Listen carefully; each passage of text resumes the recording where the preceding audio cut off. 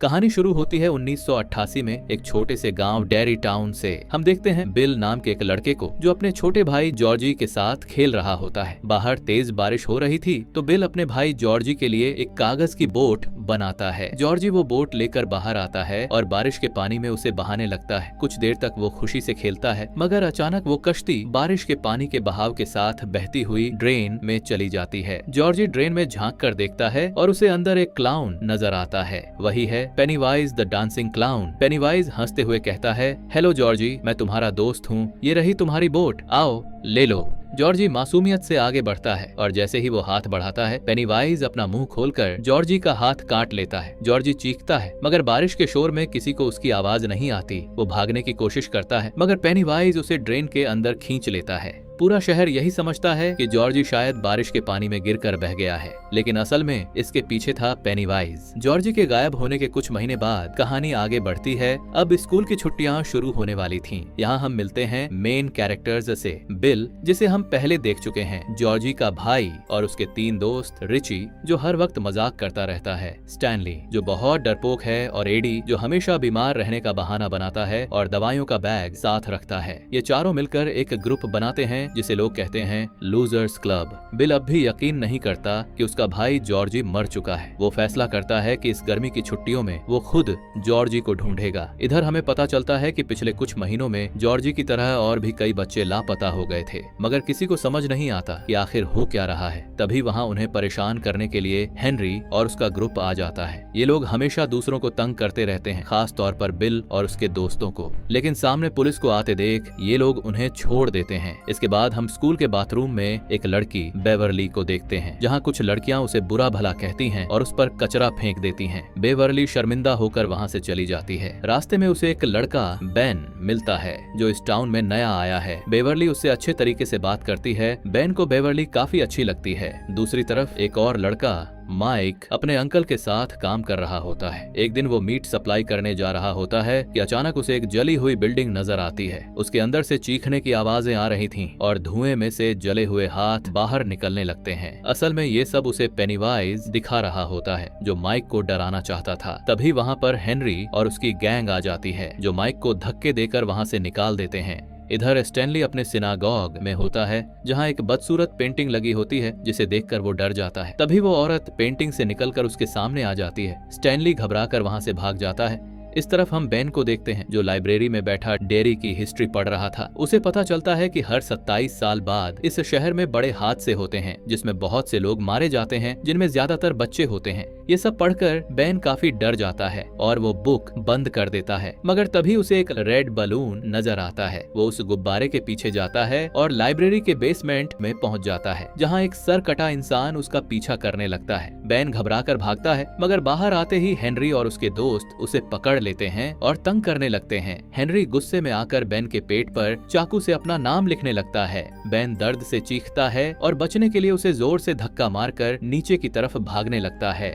Henry और उसके दोस्त उसका पीछा करने लगते हैं, लेकिन बेन किसी तरह जंगल में छिप जाता है। हेनरी का दोस्त बेन को ढूंढते हुए एक ड्रेन पाइप तक पहुंचता है जहां से उसे कुछ आवाजें आती हैं। वो अंदर चेक करने जाता है। थोड़ा आगे जाने पर उसे कुछ ज़ॉम्बी जैसे बच्चे दिखते हैं जिन्हें देखकर वो डर जाता है। तभी उसके पीछे से पेनीवाइज आकर उसे जान से मार देता है। यहीं कहीं पास में बिल और उसके दोस्त जॉर्जी को ढूंढने आए होते हैं। वो लोग उस ड्रेनेज पाइप के अंदर जाते हैं। उन्हें वहाँ एक लड़की का जूता मिलता है जो कुछ दिन पहले गायब हो गई थी। वो और अंदर जाने लगते हैं, मगर स्टैनली और एडी अंदर जाने से डर रहे थे। तभी बेन भागता हुआ उनके सामने आ जाता है। बिल उसे जख्मी हालत में देखकर उसकी मदद करता है। वो लोग एक मेडिकल स्टोर में जाते हैं, मगर उनके पास ये सब खरीदने के पैसे नहीं थे। तभी उन्हें वहाँ बेवरली दिखाई देती है। बिल उससे मदद मांगता है तो बेवरली अपनी शरारत से फार्मेसी वाले को डिस्ट्रैक्ट करती है और वो चुपके से सामान लेकर बाहर निकल आते हैं। फिर वो बेन की मरहम पट्टी कर देते हैं। तब बेवरली भी उनके पास आती है। बिल उससे कहता है कि हम सब सुबह तालाब में नहाने जा रहे हैं, अगर तुम चाहो तो हमारे साथ आ सकती हो।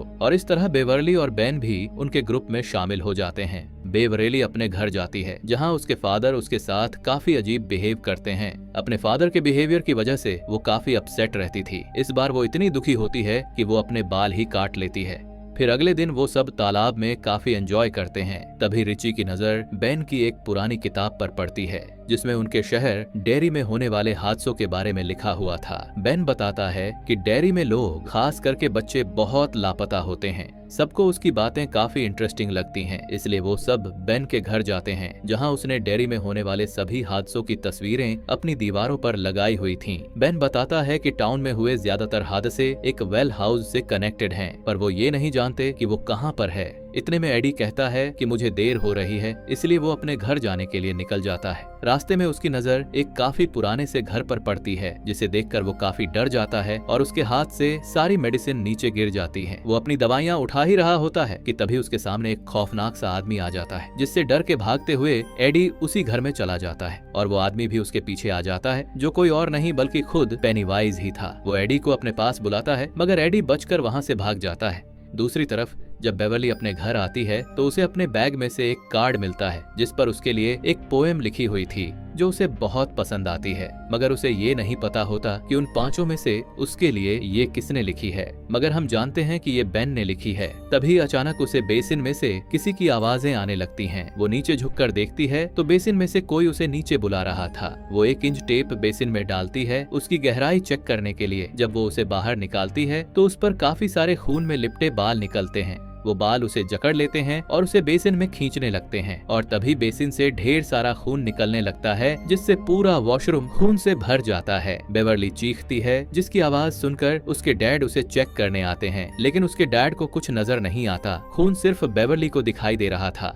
इस तरफ रात को जब बिल अपने बेड पर लेटा होता है, तभी उसे जॉर्जी घर में भागता हुआ दिखाई देता है। बिल उसका पीछा करता है और उसका पीछा करते हुए वो बेसमेंट तक आ जाता है। जॉर्जी बिल को अपने साथ आने का बोलता है, मगर ये भी पेनीवाइज का इल्यूजन होता है और तभी पेनीवाइज बिल पर अटैक करने लगता है, मगर बिल वहाँ से बचकर भाग जाता है। फिर नेक्स्ट डे बेवर्ली सब दोस्तों को अपने घर बुलाती है और उन्हें अपना वॉशरूम दिखाती है। अब ये सब भी वो खून देख पा रहे थे। फिर वो सब मिलकर वॉशरूम साफ करते हैं। बेन बीच में देखता है कि बेवर्ली उसमें नहीं बल्कि बिल में इंटरेस्टेड है। ये देखकर उसका दिल टूट जाता है। बेवर्ली को तो यही लगता है कि वो पोएम बिल ने ही उसके लिए लिखी थी, लेकिन जब वो इस बारे में बिल से पूछती है तो बिल बताता है कि मुझे तो पोएम का पी भी नहीं आता। सफाई खत्म करने के बाद वो सब वापस जाने लगते हैं। रास्ते में वो सब एक दूसरे को बताते हैं कि उनके साथ काफी अजीब चीजें हो रही हैं, मगर सिर्फ रिची को ही इस बारे में कुछ नहीं पता था, यानी कि सिर्फ रिची ही था जिसके साथ अभी ऐसा कुछ नहीं हुआ। तभी उनकी नजर हेनरी की कार पर पड़ती है और उसके साथ माइक की साइकिल भी गिरी हुई थी। वो समझ जाते हैं कि हेनरी जरूर माइक को परेशान कर रहा होगा।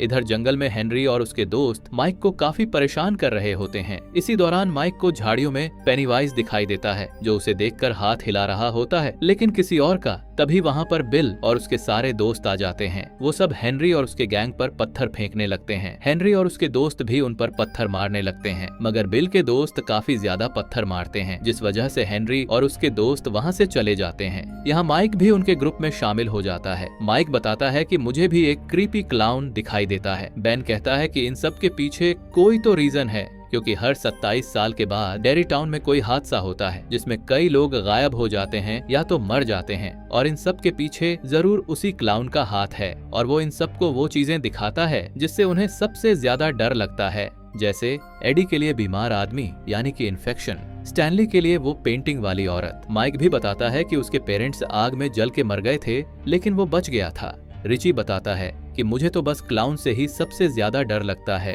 इसके बाद वो सब बिल के गैराज में आते हैं, जहां वो सब प्रोजेक्टर पे डेरी का मैप खोलते हैं। यहाँ उन्हें पता चलता है कि ये सब हादसे किसी न किसी ड्रेन पाइप के पास हुए हैं, मतलब ये क्लाउन ड्रेन पाइप के जरिए ट्रैवल करता है और ये सारे ड्रेन पाइप्स उस वेल हाउस से कनेक्टेड हैं और ये वेल हाउस वही है जिसे देखकर एडी डर गया था। एडी डर जाता है और उन सब से कहता है कि हम सब बच्चे हैं, हमें छुट्टियां एंजॉय करनी चाहिए, न कि इन सब कामों में पड़ना चाहिए। तभी प्रोजेक्टर अपने आप ही चलने लग जाता है, जिसमें सबको पेनीवाइज दिखाई देता है। सब काफी डर जाते हैं। तभी पेनीवाइज स्क्रीन से बाहर निकल आता है, जो कि बहुत बड़ा और खतरनाक था। उसे देखकर सब बहुत ज्यादा डर जाते हैं, लेकिन गैराज का दरवाजा खुलते ही वो गायब हो जाता है। अब बिल डिसाइड करता है कि वो सब उस वेल हाउस में जाएंगे ताकि पेनीवाइज का सामना करें। बिल के दोस्त भी उसके साथ जाने पर राजी हो जाते हैं। बिल कहता है हमें इसका सामना करके इसे खत्म करना होगा, वरना लोगों के गायब होने का ये सिलसिला जारी रहेगा और अगला शिकार हम में से कोई हो सकता है। जब वो सब उस पुराने घर में दाखिल होते हैं तो पेनीवाइज उन्हें एक डरावना मंजर दिखाता है ताकि वो एक दूसरे से अलग हो जाए। इसी दौरान एडी ऊपर से नीचे गिर जाता है और बुरी तरह जख्मी हो जाता है। रिची एक कमरे में फंस जाता है जहाँ हर तरफ जोकर्स के स्टैच्यूज होते हैं और फिर पेनीवाइज भी वहाँ आ जाता है। इससे पहले कि वो रिची को कोई नुकसान पहुँचा पाए, बिल फौरन पहुंचकर दरवाजा खोल देता है और रिचर्ड को बचा लेता है। पेनीवाइज अब एडी की तरफ बढ़ता है मगर बिल और रिचर्ड पहुंच जाते हैं और पेनीवाइज उन दोनों पर हमला कर देता है। उसी वक्त बेवर्ली एक रॉड से पेनीवाइज के सर पर वार करती है जिससे वो जख्मी हो जाता है, लेकिन वो बच्चों को डराना नहीं छोड़ता